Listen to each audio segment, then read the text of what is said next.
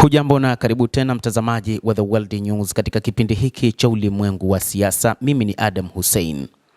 Marekani pamoja na washirika wake wa magharibi pamoja na Israel wametumia njia nyingi kutaka kuangusha utawala wa Ayatollah Al-Khamenei katika nchi ya Kiajemi ya Iran, wakifikiria kwamba ndio kiongozi pekee katika Mashariki ya Kati ambaye ametengeneza mazingira ya nchi hizo kutopata kile wanachokihitaji.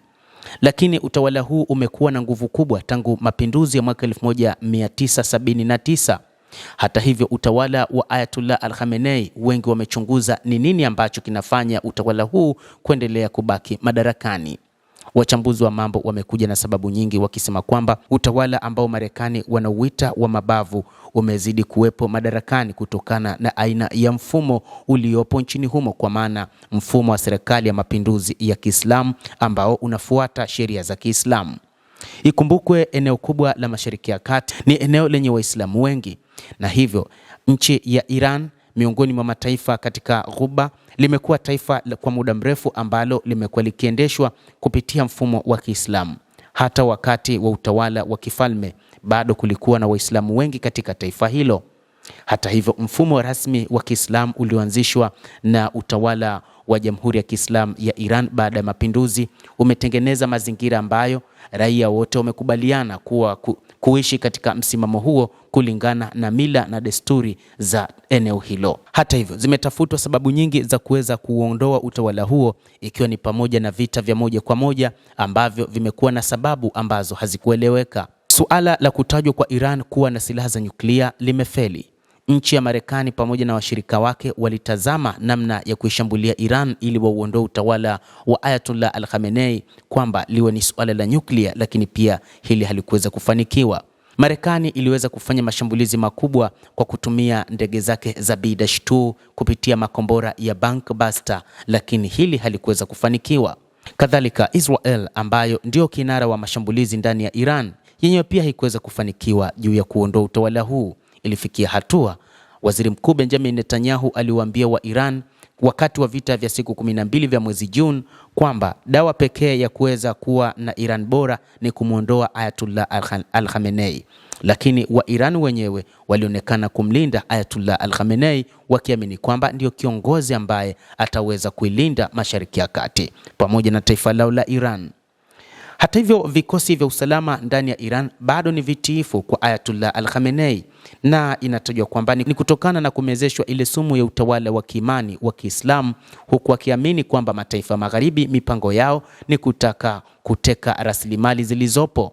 Na yote hayo pia yamesababishwa na watu wenyewe wa magharibi, ikiwepo Marekani, kwamba imekuwa ikifanya mashambulizi katika maeneo mengi ulimwenguni, lakini ikija na utetezi fulani, lakini mpango wao ni kuteka rasilimali. Hayo yameonekana katika maeneo mengi, ikiwa ni pamoja na nchi jirani ya Iraq. Marekani ilimnyonga Saddam Hussein, kiongozi wa nchi ya Iraq, mwaka 2006, na ni baada ya vita vya miaka mitatu kutoka mwaka 2003. Hata hivyo, baada ya kumnyonga Saddam Hussein, Iraq ilitetereka kiuchumi na Marekani iliweza kuteka rasilimali za mafuta na kila kitu kilichopo katika taifa hilo. Kadhalika, mifano ipo katika taifa lingine la Kiarabu la Libya, ambapo baada ya kuuawa kwa Muammar Gaddafi, Marekani na washirika wake waliweza kufanya lolote ndani ya Iraq, hata kuiona Iraq kuwa katika hali mbaya ya kiuchumi na watu wake kukimbia nchi hiyo kutokana na hali ngumu ya maisha. Haya yote yamewafanya wa Iran hata wakati wa maandamano ya wiki chache zilizopita, lakini baadhi ya raia wakaona wanapaswa kuunga mkono serikali yao, serikali ya mapinduzi ya Kiislamu. Katika wiki mbili zilizopita, vikosi vya serikali vilitii amri ya kumlinda Ayatollah Al-Khamenei. Wengi walifikiri kwamba maandamano haya ambayo ni makubwa zaidi kutokea katika taifa hilo huenda yangesababisha kuondolewa madarakani kwa Ayatollah Al-Khamenei na kukaribisha utawala wa kifalme katika taifa hilo la Kiajemi. Hata hivyo, kumekuwa na jukumu mahususi la kutetea itikadi na mfumo wa serikali ya mapinduzi ya Kiislamu ya mwaka 1979 kunasimamiwa moja kwa moja na kiongozi mkuu Ayatollah Al-Khamenei. Hata hivyo, IRGC inakadiriwa kuwa na watu kama 150,000 walio na silaha wanaofanya kazi sambamba na jeshi la kawaida la Iran. Mchanganyiko wa madaraka ndani ya Jamhuri ya Kiislamu ya Iran umesababisha kutetewa kwa mfumo wa nchi hiyo. IRGC ina kikosi cha usaidizi wanamgambo wa Basij wa kujitolea. Kuna mamilioni wanachama wa Basij. Makadirio mengine kutoka magharibi wanasema wanachama wake wako kwenye maelfu. Bado ni idadi kubwa sana kwamba ni vigumu kuondoa utawala wa Iran wa Ayatollah Al-Khamenei. Huko Tehran, serikali ya kiongozi mkuu inaonekana kutafuta njia za kupambana na shinikizo wanalokabiliana nalo.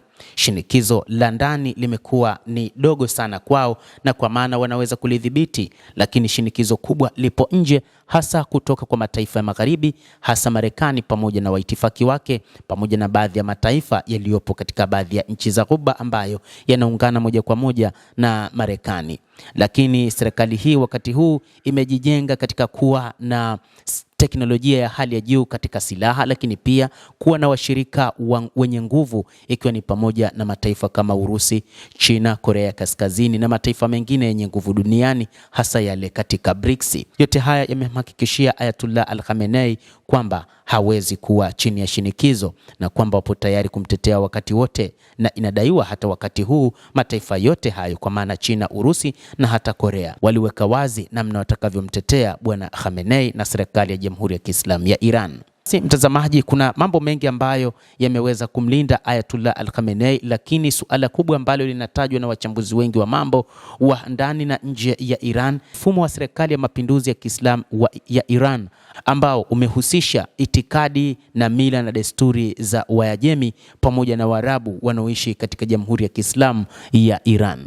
Endelea kutufuatilia mtazamaji, lakini usisahau kulike, usisahau kucomment, kadhalika kusubscribe channel yetu hii ili upate habari hizi kwa mapana kupitia The World News. Mimi ni Adam Hussein, endelea kuwa nasi wakati wote, endelea kutufuatilia uyajue mengi yanayojiri katika ulimwengu. Hapa The World News tutakujuza.